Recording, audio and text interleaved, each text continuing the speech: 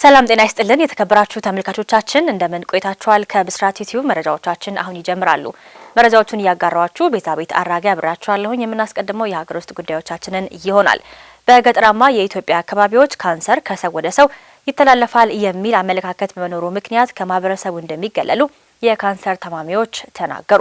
የካንሰር በሽታ በተለይም በገጠሩ የኢትዮጵያ ክፍል ይናል ተብሎ ስለማይታመን ወደ ጤና ተቋማት መሄድ ጥቅም አልባ ተደርጎ እንደሚወሰድ ብስራት ራዲዮ ያነጋገራቸው የካንሰር ታማሚዎች ገልጸውልናል። ካንሰር በሰው አካል ውስጥ ከቁጥጥር ውጪ በሆነና ባልተለመደ የህዋሳት መዛባት ምክንያት የሚከሰት በሽታ ቢሆንም በገጠሩ የኢትዮጵያ ክፍል ከፈጣሪ የመጣ እርግማን ተደርጎ እንደሚታሰብ ህሙማኑ ይናገራሉ።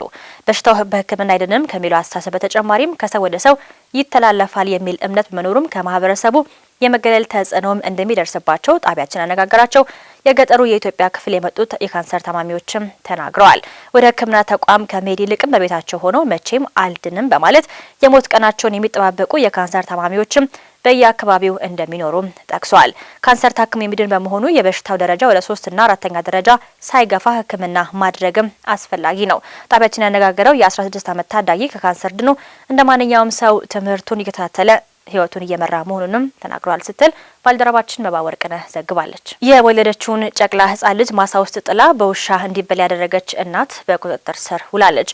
በደቡብ ምዕራብ ኢትዮጵያ ክልል በካፋ ዞን ሳይለም ወረዳ ጋው ናጊቲ ቀበሌ መሻ አንድ መንደር ተብሎ በሚጠራው አካባቢ ተከሳሽ ከቀኑ 7 ሰዓት ላይ የወለደችውን ጨቅላ ህጻን በጨርቅ ጠቅልላ የእርሻ ማሳ ውስጥ መጣሏም ተገልጿል። የደቡብ ምዕራብ ኢትዮጵያ ህዝቦች ክልል ፖሊስ ኮሚሽን ህዝብ ግንኙነትና ኮሚኒኬሽን ዳይሬክተር ኢንስፔክተር ደጀኔ አሰፋ ለብስራት ራዲዮ እንደገለጹትም አንድ ጨቅላ ህጻን ግማሽ አካል በውሻ ሲጎተት የተመለከቱ የአካባቢው ነዋሪዎች ከውሻው በማስጣል ለፖሊስ ሪፖርት ማድረጋቸውም ተመላክቷል። ፖሊስም በምርመራው እንዳረጋገጠው የጨቅላው አስክሬን ከ5 ቀን በኋላ ከወገብ በታች በውሻ መበላቱን በማረጋገጥ ተከሳሿም ከትዳር ውጪ መጸነሷና ወላጆቿን ተደብቃ መቆየቷን በሰጠችው ቃል ተረጋግጧል። በዚህም ፖሊስ የጨቅላው አስክሬን በክብር እንዲቀበር በማድረግም ተከሳሽን በቁጥጥር ስር በማዋል የተጀመረውን የምርመራ መዝገቡ ሲጠናቀቅ ለአቃቤ ሕግ በመላክ ክስ እንዲመሰረትባትም ተጠቁሟል። በወረዳው እየተደጋገመ የመጣውን የወንጀል ድርጊት ለመከላከል ከሚመለከታቸው አካላት ጋር ለወጣት ሴቶች ግንዛቤ መስጠት ስራ እየተሰራ እንደሚገኝና ወጣቶችም እንዲህ አይነት የወንጀል ድርጊት ውስጥ እንዳይገቡ አስቀድመው ጥንቃቄ ሊያደርጉ ይገባል ሲሉ ኢንስፔክተር ደጀኔ አሰፋ ለብስራት ራዲዮ ተናግረዋል ስትል ሳምራይ ስዩም ዘግባለች። ወደ ባህር ማዶ መረጃዎቻችን አለፍን። ሶማሊያ ከተባበሩት አረብ ኤምሬቶች ጋር የደረሰችው ጸጥታና የመከላከያ ስምምነቶች ከሉዓላዊነት ጋር በተያያዘ ጉዳይ ሰረዘች። የሶማሊያ መንግስት የሀገሪቱን ሉዓላዊነት፣ ብሔራዊ አንድነትና የፖለቲካ ነጻነትን መጣሱን በመጥቀስ ከቁልፍ ወደቦቿ ጋር የተገናኙትን ጸጥታና የመከላከያ ስምምነቶችን ከተባበሩት አረብ ኤምሬትስ ጋር መሰረዙን የጠቅላይ ሚኒስትር ጽህፈት ቤት በሰጠው መግለጫ አስታውቋል። ውሳኔው የሶማሊያ ሉዓላዊነት፣ ብሔራዊ አንድነትና የፖለቲካ ነጻነትን የሚጎዱ የተሳሳቱ ድርጊቶችን በሚመለከት በተሰጡ ሪፖርቶችና ጠንካራ ማስረጃዎች ላይ የተመሰረተ ነው ሲል መግለጫው ገልጿል። በካቢኔው ስብሰባ ላይ ሚኒስትሮች የበርበራ ቦሳሳሳና ኪስማዮ ወደቦችን በሚመለከቱ ስምምነቶች እናም የትብብር ዝግጅቶችም እንዲፈርሱ መስማማታቸውንም መግለጫው አክሎም ገልጿል።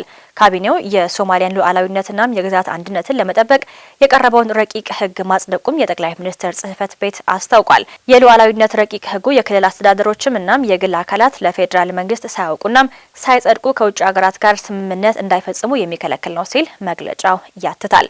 እርምጃው የሶማሊያ ኢሚግሬሽንና የዜግነት ኤጀንሲ፣ የየመን የደቡብ የሽግግር ምክር ቤት ኃላፊ የሆኑት አልዳይረስ አልዙባይድ የሶማሊያ የአየር ክልል ያለ ፈቃድ ጥቅም ላይ መዋላቸውን አስመልክቶ ያደረገውን ምርመራም ተከትሎ ነው።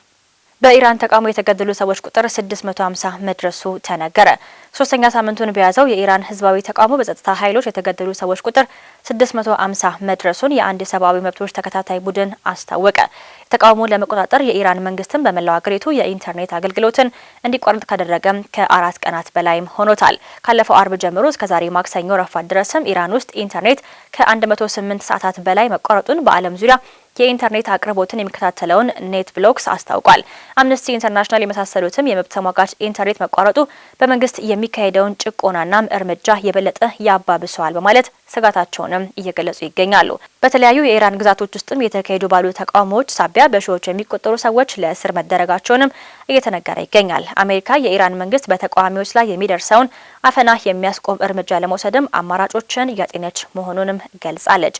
የፕሬዝዳንት ዶናልድ ትራምፕ ጽህፈት ቤት ቃል አቀባይ ካሮላይን ሌቪት ለጋዜጠኞች በሰጡት መግለጫ ኢራን ላይ ሊወስዱ ከሚችሉ በርካታ እርምጃዎች መካከል የአየር ጥቃት አንዱ ሆኖ ለትራምፕ ቀርቧል ብለዋል። የተከበራችሁ ተመልካቾቻችን ለጊዜው ያዘጋጀናቸው መረጃዎቻችን እነኚህ ነበሩ። የብስራት ዩቲዩብ ገጽን ላይክ፣ ሼር እንዲሁም ሰብስክራይብ በማድረግ ቤተሰብ ይሁኑ። መልካም ነው።